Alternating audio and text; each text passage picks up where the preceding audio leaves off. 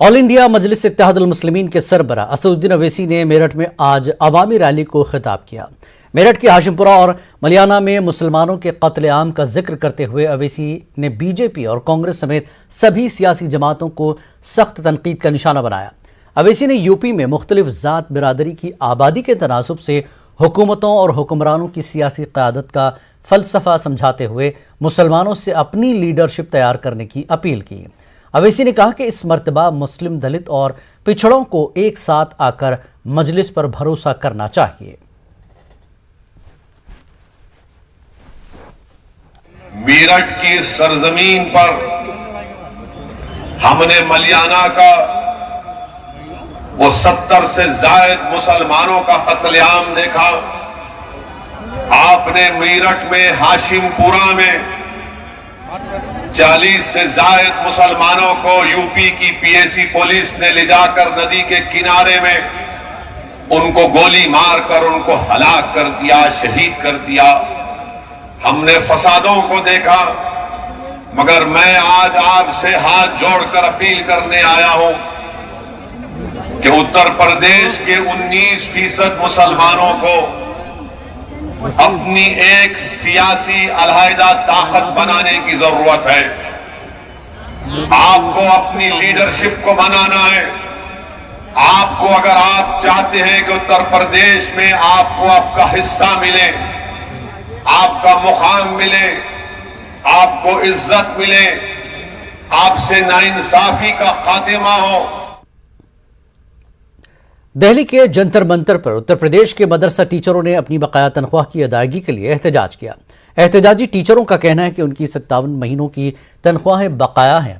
News 18 Urdu से बात करते हुए मदरसा टीचरों ने कहा कि उनके घर वालों की हालत खस्ता है, बच्चों की तालीम मुतासिर हो रही है, हम बीमारों का इलाज नहीं करा पा रहे हैं। मदरसा टीचरों ने वज़ीर आज़म, वज़ीर तालीम और वज़ीर अक़लियती उमूर से अपील की कि वो उनकी तनख्वाहें जारी करवाएं।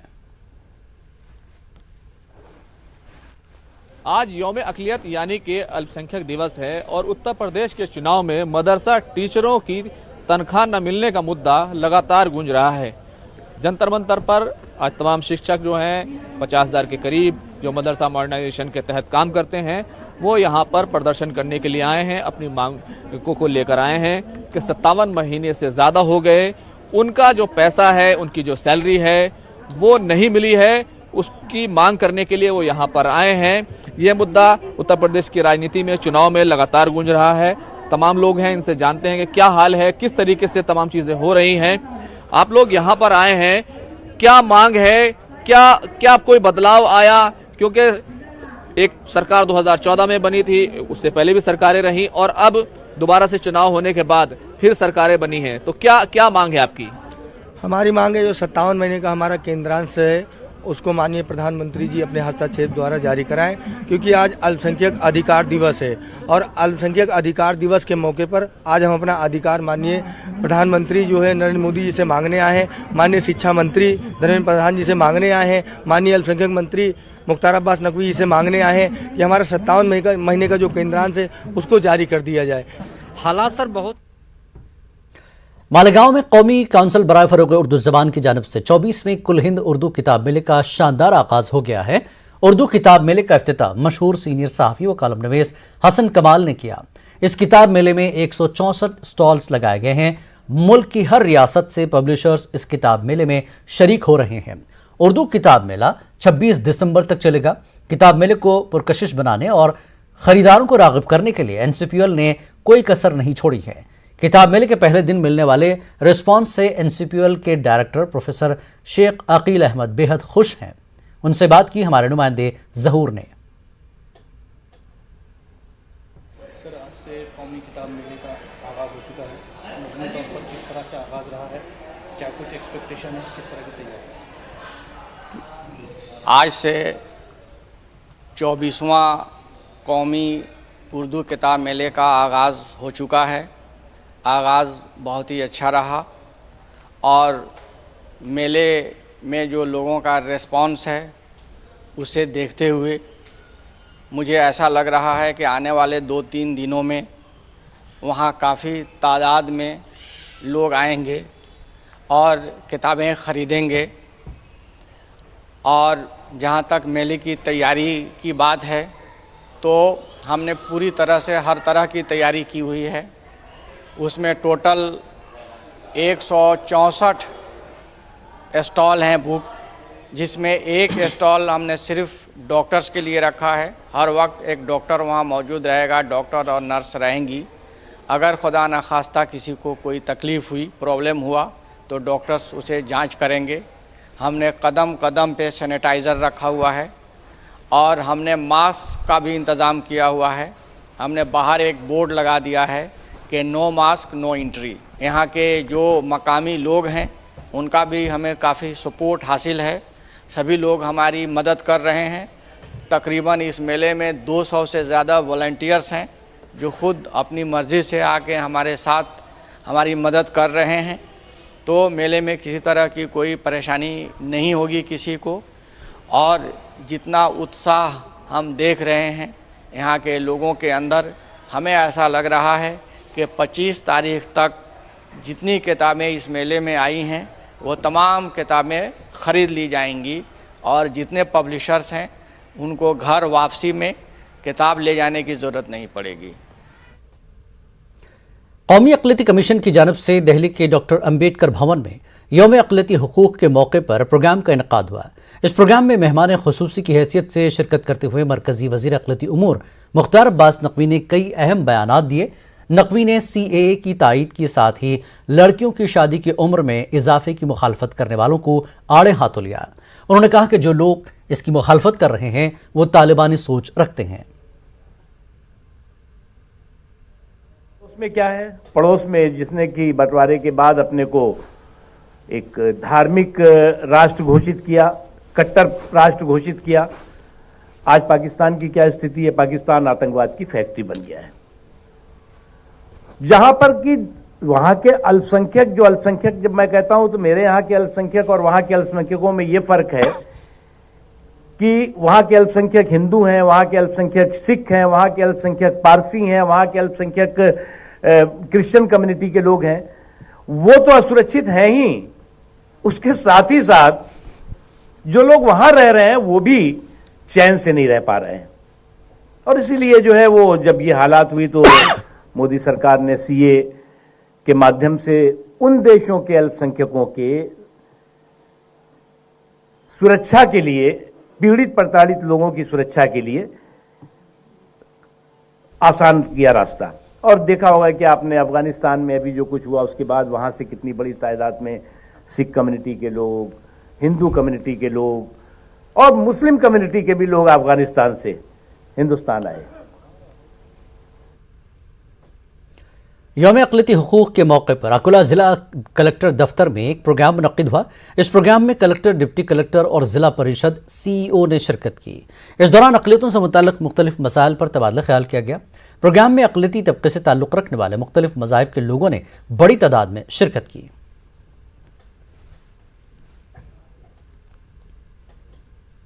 जलगांव में यौम अक़लियती हुकूक़ के मौके पर मुसलमानों के नुमाइंदों की जानिब से महाराष्ट्र के नायब वज़ीर आला अजित पवार को 13 मुतालबात पर मुश्तमिल मेमोरेंडम सौंपा गया।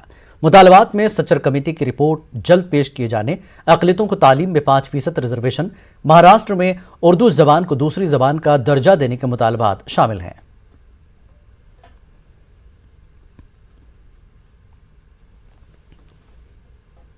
मरकजी हुकूमत की जानिब से लड़कियों की शादी की उम्र को 18 साल से बढ़ाकर 21 साल करने का फैसला किया गया। कई मुस्लिम लीडरान और मुस्लिम तंजीमें इसकी मुखालफत कर रही हैं। अलीगढ़ मुस्लिम यूनिवर्सिटी की असातिज़ा व तालिबात का हुकूमत के इस फैसले पर मिला जुला रद्द-ए-अमल है।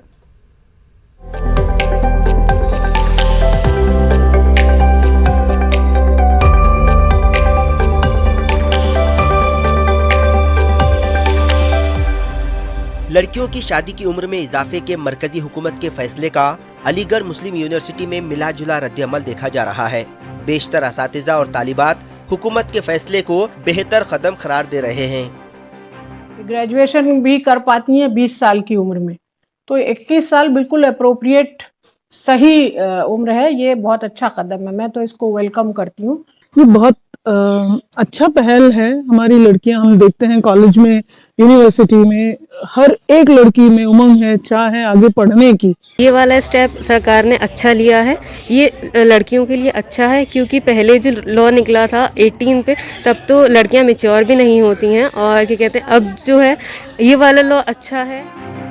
ताहम एएमयू में कुछ तालिबात ऐसी भी हैं जो इसकी मुखालिफत कर रही हैं। इनका कहना है कि सिर्फ कानून बनाने से कुछ नहीं होगा।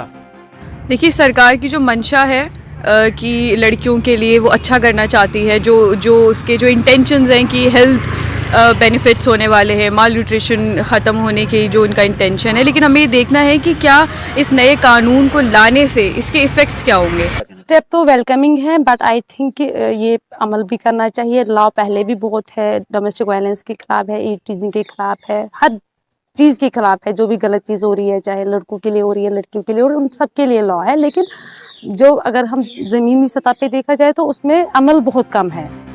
लड़कियों की शादी की उम्र में इजाफे की मुखालिफत समाजवादी पार्टी के रुकने पार्लियामेंट शफीकुर रहमान बर्क और MIM सरबरा असदुद्दीन ओवैसी भी शद व मत के साथ कर रहे हैं। इसके अलावा जमीयत उलमा हिंद ने भी हुकूमत के इस फैसले की नुक्ताचीनी की है। अलीगढ़ से न्यूज़ 18 उर्दू के लिए मोहम्मद कामरान की रिपोर्ट। अंजुमन तरक्की पसंद मुसन्निफीन तेलंगाना के ज़ेर एहतमाम मकबूल मारूफ शायर और नगमनिगार साहिर लुधियानवी सदी तकरीबात के तहत हैदराबाद में 2 रोज़ा बैनुल-अक़वामी सेमिनार का आगाज़ हुआ। इफ्तिताही इजलास के बाद महफिल दास्तान गोई का इनकाद अमल में लाया गया। साहिर लुधियानवी के फ़िक्र-फ़न पर 20 मकाले पेश किए जाएंगे, जिनमें साहिर लुधियानवी की शख्सियत के मुख्तलिफ पहलुओं पर रोशनी डाली जाएगी। इस मौके पर कैफ़ी आज़मी सदी तकरीबात के तहत मुनक़्क़दा 2 रोज़ा सेमिनार कैफ़ी आज़मी फ़िक्र-फ़न के मकालों पर मुश्तमिल किताब उर्दू शायरी का सुर्ख फूल कैफ़ी आज़मी की रस्म इजरा भी अमल में लाई गई। साहिर लुधियानवी जो हमारे हिंदुस्तान के बड़े शायरों में जिनका शुमार होता था, उनकी सदी मनाई जा रही है। ये सैनिटरी एयर है साहिर लुधियानवी का। उसी के तहत ये 2 दिन का इंटरनेशनल सेमिनार हमने रखा है, जिसकी ओपनिंग सेरेमनी आपने देखा यहाँ पर हुई। इसमें 3 सेशंस होंगे, जिसमें तकरीबन 20-22 पेपर्स पढ़े जाएंगे जो साहिर लुधियानवी की शख्सियत और शायरी के मुख्तलिफ पहलुओं को रोशन करेंगे। जैसा कि आप जानते हैं, साहिर हिंदुस्तान का एक बड़ा शायर था और इस सेमिनार की ज़रूरत और अहमियत ये थी कि उसकी जो सर्विसेज हैं लिटरेचर के तहीं, उर्दू ज़बान और अदब के तहीं, उनको रिकॉग्नाइज़ किया। डॉक्टर तकिया आब्दी तशरीफ़ लाए हैं, प्रोफेसर अली अहमद फ़ातमी जो तशरीफ़ लाए हैं हमारे साथ में। इसके अलावा इस सेमिनार में हिंदुस्तान के मुख्तलिफ शहरों से स्कॉलर्स आए हैं, जिनके पेपर यहाँ कल आपको सुनने को मिले। वक्त एक ब्रेक का, ब्रेक के बाद फिर लौटेंगे।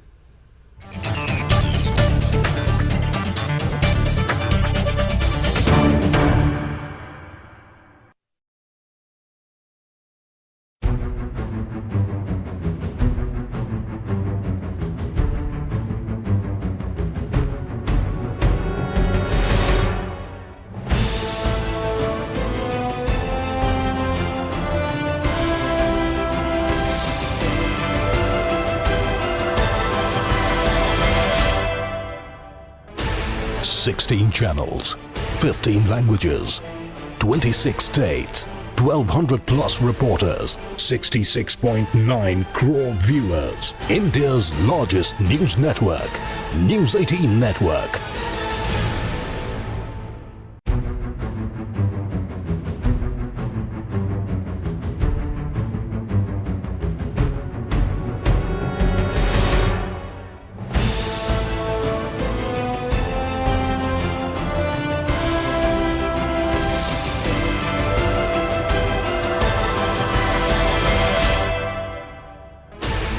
Sixteen channels, 15 languages, 26 states, 1,200 plus reporters, 66.9 crore viewers. India's largest news network, News 18 Network.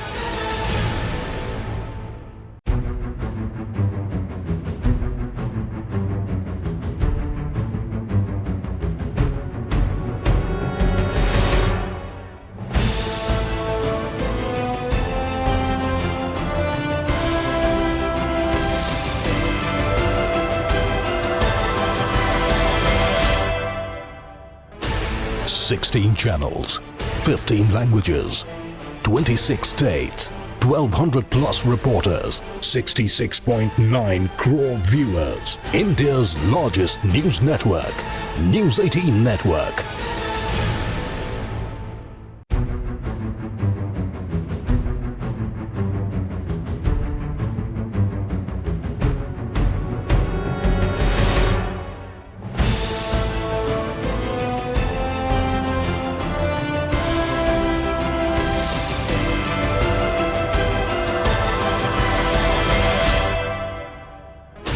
Sixteen channels, 15 languages, 26 states, 1200 plus reporters, 66.9 crore viewers. India's largest news network, News 18 Network.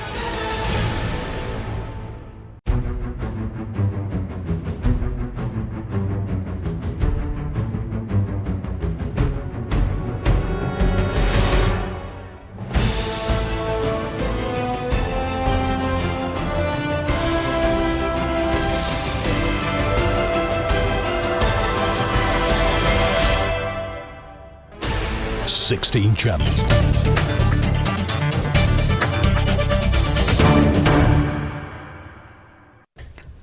खास बात इंडिया में एक बार फिर आपका खैर मकदम है। अलीगढ़ मुस्लिम यूनिवर्सिटी को लेकर एएमयू ओल्ड बॉयज एसोसिएशन की तशवीश सामने आई है। दिल्ली में अलीगढ़ मुस्लिम यूनिवर्सिटी को लेकर लिखी गई किताब के इजरा प्रोग्राम में अलीगढ़ से कदीम ताल्लुक रखने वालों ने तशवीश का इजहार किया। इसमें कांग्रेस के सीनियर लीडर सलमान खुर्शीद भी शामिल थे।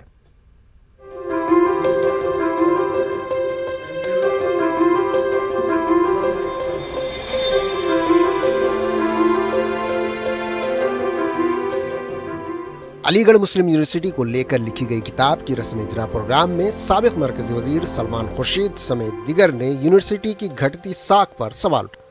साथ ही ये भी कहा कि ये सोचने वाली बात है कि क्या एएमयू अपना किरदार अदा कर रहा है।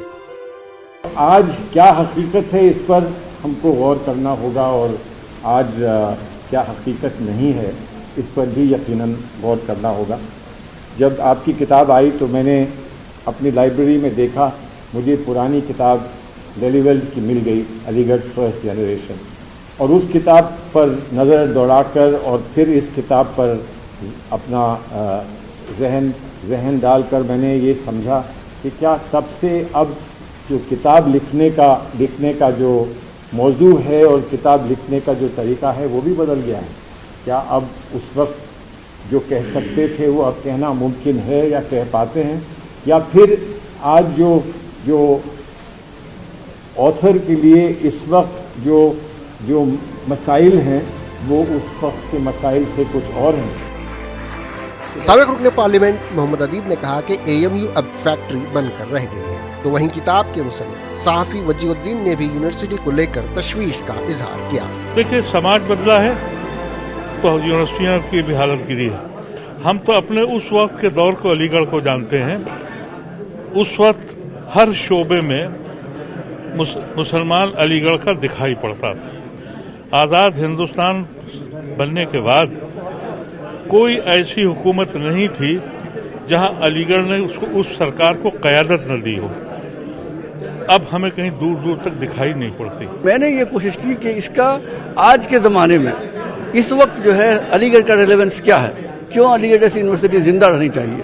अलीगढ़ के यूनिवर्सिटी ने जो वैल्यूज़ है, जो जिन वैल्यूज़ को आगे बढ़ाया था, जिन ख्यालात को आगे बढ़ाया था, जो साइंटिफिक सोच सरसैयद लाना चाहते थे मुसलमानों में, क्या वो है अभी, या वो ख़त्म हो चुका है, या हो रहा है, या उसको ख़त्म करने की कोशिश की जा रही है। अगर ये अलीगढ़ मूवमेंट जो है दोबारा जिंदा किया जा सकता है तो इन चीज़ों की बातों का मैंने अहाता किया है। ये अलग बात है, लोगों को कोई इत्तेफाक नहीं है, वो करने का हक है, वो किताब पढ़ें, डिबेट करें। अलीगढ़ मुस्लिम यूनिवर्सिटी का शुमार मुल्क के सरकर्दा तालीमी इदारों में होता रहा है। ऐसे में इस बात पर जोर दिया जा रहा है कि यूनिवर्सिटी को अपने मेयार को मजीद बुलंद करते हुए आगे बढ़ने की जरूरत है, ताकि ये यूनिवर्सिटी अपना किरदार बखूबी निभा सके। न्यूज़ 18 उर्दू के लिए दिल्ली से खुर्रम शहजाद की रिपोर्ट। अलीगढ़ मुस्लिम यूनिवर्सिटी के साबिक vice chancellor general Jamiruddin Shah ने न्यूज़ 18 उर्दू से बात करते हुए कहा कि एएमयू की साख घटी है, लेकिन ये बदलते हालात की वजह से हुआ। जमीरुद्दीन शाह ने कहा कि इस यूनिवर्सिटी के कई मराकिज़ खुलने थे, लेकिन 3 मराकिज़ ही खुल सके। उन्होंने कहा कि हुकूमत को इस जानिब तवज्जो देनी चाहिए। यूनिवर्सिटी के साबिक vice chancellor general Jamiruddin Shah हमारे साथ हैं। सर, कुछ लोग यहाँ अलीगढ़ खासतौर से चिंता जता रहे हैं, फिक्र जता रहे हैं कि अलीगढ़ जहाँ था उससे जवाल पजीर हो रहा है, क्या ये सही है? बिल्कुल सही सही ख्यालात हैं। देखिए, मैंने जैसे कहा कि सन 1950 में 20 यूनिवर्सिटी थी, अभी 700 यूनिवर्सिटी हो गई। तो जो मुकाम अलीगढ़ मुस्लिम यूनिवर्सिटी का उस ज़माने में था वो ऑटोमेटिकली डाइल्यूट हो गया है, मगर जो मुकाम है वापस ला सकते हैं अगर हम ऑक्सफोर्ड और कैम्ब्रिज यूनिवर्सिटी की तरह बन जाएं, और यूनिवर्सिटी बन सकती है अगर मेहनत हो। क्या फंडिंग में कमी हो रही है या किसी और चीज़ में कमी आ रही है? एमयू के कई कैंपसेस का ऐलान हुआ था, कुछ बन गए कुछ नहीं बने, दिक्कत कहाँ है? देखिए, दिक्कत फंडिंग में हो रही है। अब सब यूनिवर्सिटीज़ में ये, मैं खासकर अलीगढ़ मुस्लिम यूनिवर्सिटी में जो 5 सेंटर्स बनने वाले थे, 3 सेंटर्स ही बने हैं, उनकी फंडिंग में बड़ी प्रॉब्लम हो रही है। अलीगढ़ मुस्लिम यूनिवर्सिटी को बहुत मुश्किल हो रही है उन सेंटर्स को चलाने के लिए। तो मुझे पूरा यकीन है कि गवर्नमेंट जो है इसकी तरफ तवज्जो देगी। आपने लंबा वक्त अलीगढ़ मुस्लिम यूनिवर्सिटी की क़यादत की। किशनगंज का जो सेंटर था, हम देख रहे हैं आजकल मसला पार्लियामेंट में गूंज रहा है। 10 करोड़ ही रुपए अभी तक जारी हुए, 136 करोड़ 37 करोड़ रुपए मिल रहे थे। तो दिक्कत क्या आपके वक्त में क्यों ये आगे नहीं बढ़ पाया? दिक्कत ये हुई कि उन्होंने एकदम से, कांग्रेस गवर्नमेंट ने मुझे हुक्म दिया कि सेंटर इस्टेब्लिश करो, तो हमने इस्टेब्लिश किया। अब जब गवर्नमेंट चेंज हुई वो कह रहे हैं अनऑथराइज सेंटर है। तो अनऑथराइज जब सेंट्रल गवर्नमेंट से डायरेक्शंस आते हैं कि आप किशनगंज में सेंटर खोल दिए, तो क्या इसमें अनऑथराइज है? बिल्कुल ऑथराइज है, बिल्कुल। और ये बिल्कुल गलत बात है कि अनऑथराइज था, तो हम इसको सपोर्ट नहीं करेंगे फाइनेंशियली। क्या लगता है आपको, सरकार इस तरफ आगे बढ़ेगी या उसको बढ़ना चाहिए? उसको जो फंड है उसको रिलीज करना चाहिए? जो प्राइम मिनिस्टर ने तकरीर दी थी अलीगढ़ मुस्लिम यूनिवर्सिटी में, तो उससे तो यही जाहिर होता था कि जो गवर्नमेंट के ख्यालात हैं अलीगढ़ मुस्लिम यूनिवर्सिटी की तरफ बदलेंगे, और पूरा मुझे उम्मीद है कि वो जो उन्होंने कहा था वो साबित होगा और फंडिंग जारी रहेगी। कैमरामैन रमेश के साथ खुर्रम शहजाद, न्यूज़ 18 दिल्ली। गाजियाबाद में ओमिक्रॉन के 2 केसेस सामने आए थे। इनकी नई रिपोर्ट नेगेटिव आई है। महकमे सेहत के अफसरान का कहना है कि कोरोना के नए वेरिएंट ओमिक्रॉन से मुतासरा शौहर और बीवी की नई रिपोर्ट नेगेटिव आई है। दोनों को होम आइसोलेशन में रखा गया है। महकमे सेहत के अफसरान ने बताया कि ये दोनों महाराष्ट्र से जयपुर होते हुए गाजियाबाद आए थे। गाजियाबाद में शादी की तकरीब के दौरान दुल्हन वालों ने दुल्हे की जमकर पिटाई कर दी। दुल्हा पहले से शादीशुदा था, इसलिए दुल्हन वालों ने जमकर धुनाई की। यह वाकया साहबाबाद इलाके में पेश आया। दरअसल आगरा के बाशिंदे मुजम्मिल हुसैन का निकाह दिल्ली की रहने वाली लड़की से तय पाया था। शादी की तकरीब के दौरान दुल्हन वालों को पता चला कि दुल्हा पहले कई निकाह कर चुका था और लड़की वालों को धोखा का शिकार बना रहा था। दुल्हे वालों पर मुबीना तौर पर 10 लाख रुपए नकद रकम मांगने का भी इल्जाम लगा था। पुलिस ने मौके पर पहुंचकर हालात पर काबू पाया और दुल्हे वालों को थाना लेकर गई। पुलिस ने दुल्हे और उसके वालिद के खिलाफ धोखाधड़ी का केस दर्ज कर लिया। पुलिस मामले की मजीद छानबीन कर रही है। कोरोना के नए वेरिएंट ओमिक्रॉन के बढ़ते मामलात को देखते हुए कर्नाटक की मशहूर दरगाह का उर्स 2 माह के लिए मुलतवी कर दिया गया। दरगाह हजरत सैयद मोहम्मद शरीफ अल मदनी का उर्स इसी माह की 23 तारीख से शुरू होने वाला था, लेकिन अब यह उर्स 2 माह के लिए मुलतवी कर दिया गया। केरला, महाराष्ट्र, तमिलनाडु बॉर्डर में आने वाले को RT-PCR जरूर क्या है, इसका वास्ते यहाँ को आने वाले को तकलीफ होंगी बोल के DC साहब ने 2 महीना उरूस का प्रोग्राम आगे बढ़ाने के लिए सूचन दिया है। खास बात इंडिया में फिलहाल इतना ही। आदाब।